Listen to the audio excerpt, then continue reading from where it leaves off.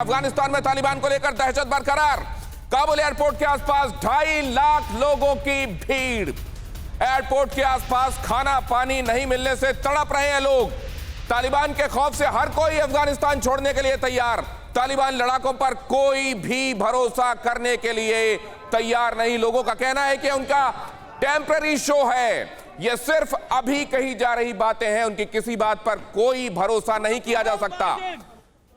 तालिबान लड़ाकों पर, तालिबान की हुकूमत पर उस प्रेस कॉन्फ्रेंस के बावजूद लोगों का यकीन नहीं जाग रहा, भरोसा नहीं जाग रहा, जिसमें यह कहा गया था कि हर किसी की माफी होगी, हर जान माल की हिफाजत होगी। देखिए जरा इस भीड़ को देखिए। एयरपोर्ट के पास पहुंचे लोगों की तादाद देखिए, सिर्फ नरमुंड दिखाई दे रहे हैं। जहां तक देखिए लोगों का सैलाब दिखाई दे रहा है, और ये वो लोग हैं जो किसी भी सूरत में अफगानिस्तान छोड़ देना चाहते हैं। इनमें से कोई कई दिनों से भूखा है, किसी ने कई दिनों से पानी नहीं पिया, कोई इस आस में है कि किसी के साथ लाई हुई वाटर बॉटल शायद उसे मिल जाए तो उसको पानी मिल जाए, या वहां सैनिक इसकी मदद कर दें, कहीं से शायद पानी मिल जाए। देखिए एक महिला को ले जाते उसके बच्चे के समेत, और एक बच्चे को हाथ में लेकर जो बेहोश हो गया है। बेहोश इसलिए क्योंकि वहां तेज गर्मी पड़ रही है, दिन के वक्त वहां खुले में लोग फ्लाइट्स का इंतजार करने के लिए मजबूर हैं। बच्चे बमुश्किल जीवित दिखाई दे रहे हैं। आप सोचिए जहां बड़े बड़े गश खाकर गिर जा रहे हैं, खाना पानी के अभाव में, तेज धूप के चलते,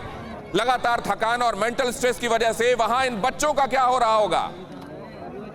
लेकिन सवाल यह है कि ये तस्वीरें तो पूरी दुनिया के पास पहुंच रही हैं। ये तस्वीरें तो अब पूरी दुनिया के सामने है। हर कोई ये देख रहा है कि तालिबान ने क्या हालत कर दी है अफगानिस्तान की। 15 अगस्त से आज तारीख देख लीजिए, दिन गिन लीजिए, अफगानिस्तान की हालत देख लीजिए, काबुल एयरपोर्ट की बात देख लीजिए। लेकिन फिर इस तालिबान का इलाज क्या है? तालिबान का इलाज जो लोग कह रहे हैं वो अभी फिलहाल 3 बातें जिन पर लोगों का अभी फोकस है। वो कह रहे हैं कि शायद बात से बात बने, बेशक वो बात बैकडोर डिप्लोमेसी के तहत हो, बेशक आप सामने जाकर उसको मान्यता देते हुए बात नहीं कर रहे हैं, लेकिन उससे जाकर बात करनी पड़ेगी, क्योंकि आज अफगानिस्तान की वो हकीकत है। दूसरी हकीकत है, इलाज है।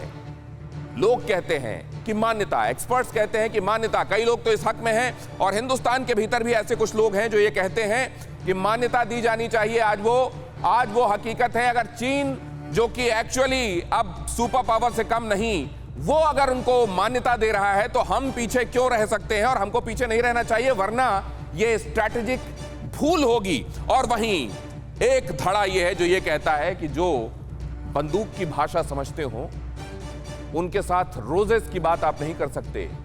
गन्स एंड रोजेस ये साथ में नहीं चल सकते। गन्स को गन्स से आप जवाब देना होगा और उनको उन्हीं की भाषा में समझाना होगा, और इसी तरीके से पूरी दुनिया में अमन, क्योंकि अफगानिस्तान में तालिबान का काबिज हो जाना सिर्फ तालिबान के लिए नहीं, पूरी दुनिया के लिए महत्व रखता है।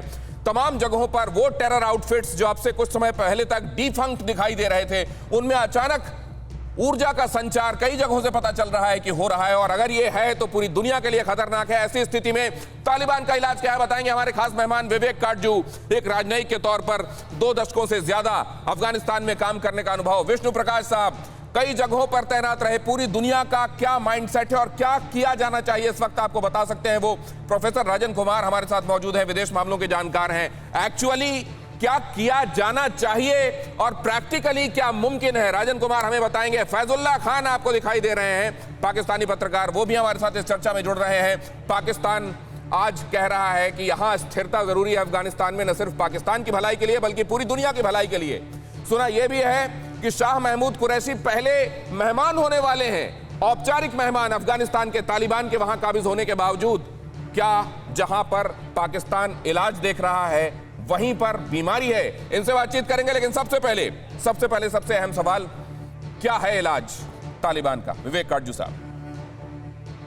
देखिए, आपने 3 ऑप्शंस दिए, ये 3 अलग अलग ऑप्शंस नहीं, इसमें से और ऑप्शंस भी निकलते हैं जो कि हम देख सकते हैं। आइदर और की सिचुएशन नहीं है कि या ये।